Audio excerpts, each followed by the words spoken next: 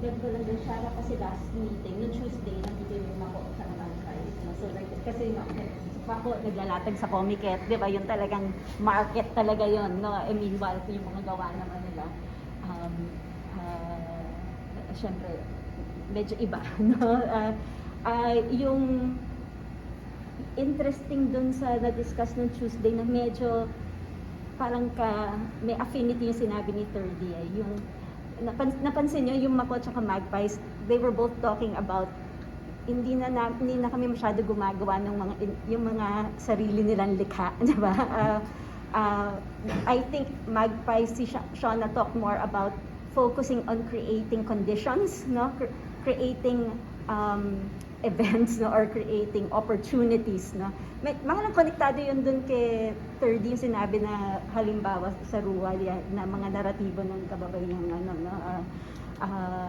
sasaka na ang one way is then it's not about you writing, no? It's actually about you creating space for others to write, no? And for the writing to then have to see the light of day, di ba? Parang ganun, no? So siguro parang multitasking din siya, no? Well, sinabi mo balance, di ba na parang syempre nandito tayong lahat kasi mga manunulat tayo, no? Pero meron nga namang mga trabaho ang manunulat na hindi lang literally magsulat ka, no? And it can be yung ganun na pag-create ng mga conditions din para yung mga ibang sabi nga ni Shara, hindi naman naiisip na i-factor in sa buhay nila yung pagsusulat. Ang daming kailangan ibang mangyari, no? Pero if you're able to create kahit momentarily conditions for that, no? And to collect, record. Na yun din naman yung sinabi kanina, I think it was Jamie, yung about recording, no? Yung ano pa nga ba yung mga bagay na rin-record natin, no? And so once you think of yourself in relation to others, no, the idea of recording expands also. No? Baka may dagdag pa na May iba pang thoughts? Sige, Nico. Inisip ko rin, dahil nga yung mga magsasaka yung parang target. May contradiction pa or paano nila reconcile it ngayon? Yung susulat sa English. Yes. well, yung mga members namin karamihan Englishero at Englishera.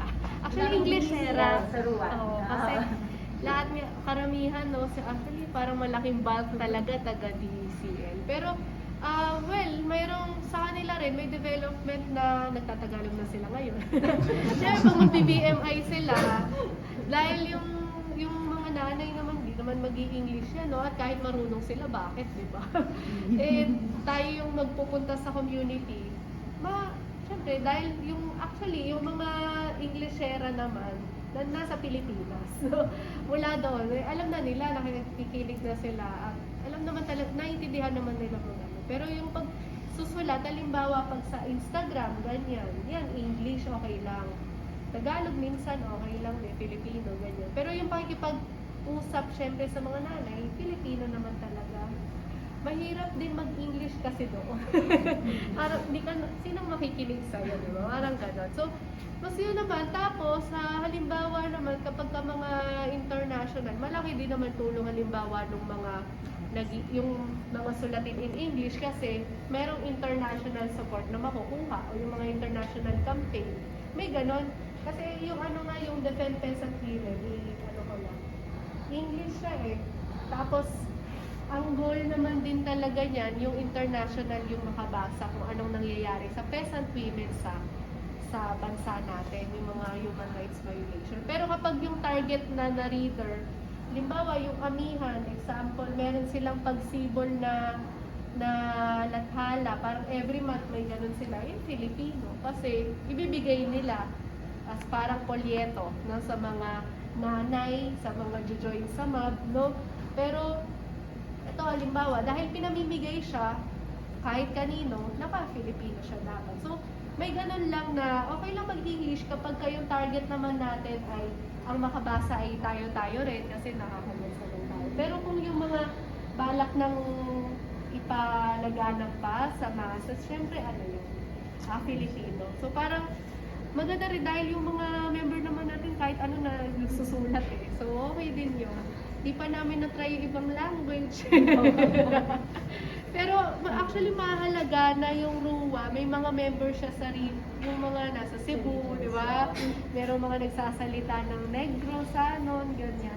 Hindi pa namin nagagamit as of now, hindi pa namin na-maximize yung ibang language na regional na alam ng ibang members. Pero sana magkaroon din, no? Parang ini-aim din naman ng RUA na yung mga members niya na nasa region, yung malayo sa amin sa NCR, ay makalubog din sa kung anong chapter ng PESAG yung nandoon.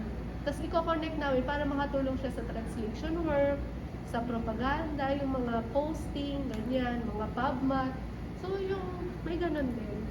Pero syempre parang kailangan din ng support system dahil malakas ang atake sa regions. Tapos hindi rin agad mabibigay yung mga konta kasi nga nagana sa security, mga ganun. Pero actually malaking tulong yung marami ding alam na language, especially regional.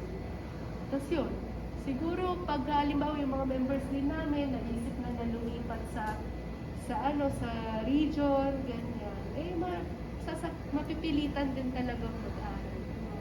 Marami naman yung mga writer na activist, halimbawa si Kerima, taga dito naman talaga siya, diba? Tapos nag-Negros. So alam din niya mag-Negros, parang gano'n. So, pwedeng i-explore. maganda naman yun. Iyon. Baka may tanong kayo. May tanong pa ba? Maybe one more? Ayun, sa likod.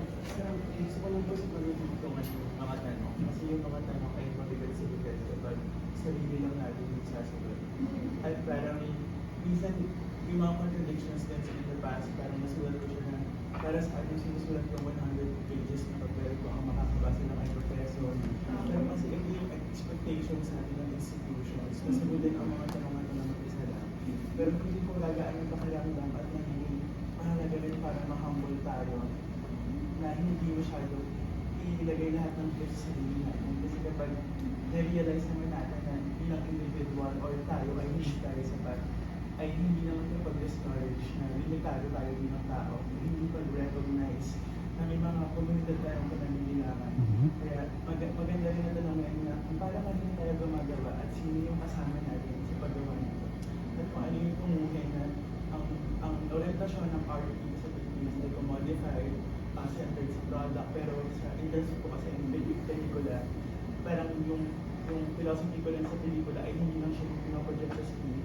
Ito rin ay pwedeng may talaga sa kalsada, ito rin ay hindi lang yung pinanood natin, kung hindi yung parte ng pelikula, kung ano yung napag-usapan pagkatapos ng pelikula, at kung ano po yung mga nangyayari after that. And yung syempre yung tunguhin din naman natin ay mabigyan din ng parang mabigyan din ng kakayahan lahat na gumawa ng pelikula na hindi lang tayo ay tagapagkwento kung hindi ay darating din yung panahon na sila na rin yung hawak ng camera dahil sila rin yung magkakwento ng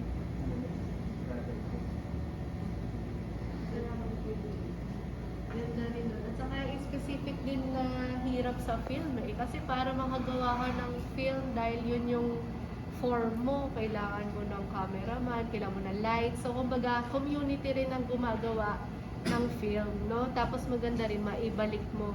Maganda nga, yung tulad na nabanggit mo na maibalik, makapapanood sa marami. So mas gano'n naman, may dagdag ba kayo? Ilang minuto?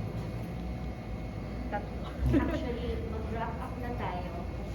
May klase yung dean dito.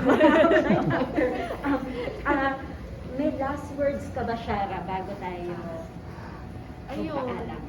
Siguro dun sa mga contradiction. Oh, yes. Lagi namang, actually healthy naman yan kasi ibig sabihin, aware din tayo na ginagawa ko ba to para sa sarili ko o hindi. At least nagtatanong tayo na hindi tayo robot, no? Hindi tayo na sulat lang ng parang wala lang. So, siguro maganda yon. Tapos, support na lang din.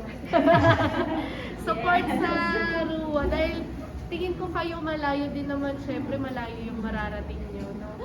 At syempre, yung layo din na narating natin ay nakabatay din sa gaano rin kalawak yung matutulungan natin. So, ayun, galingan sa studies. Good luck. At Salamat kay Shara. congrats, nandito na kami. Baka gusto nyo mag-message lang kayo sa tindahan. Nagbenta. Ayun, salamat Shara, at contradictions are good, no? I mean, it means may mga pinag-iisipan, no? And so patuloy natin yung pag-uusapan, no, dito sa klase, and para isipin yung contradictions as an engine, yung rather than yung mapaparalisa ka na parang ano nang gagawin ko, no? But to think of those as points that can move us forward, kasi active, no, active engagement, no, with the contradictions. Nawala naman tayong kawala, no? Okay, so balik tayo sa kabila sa KAL ulit next week. Project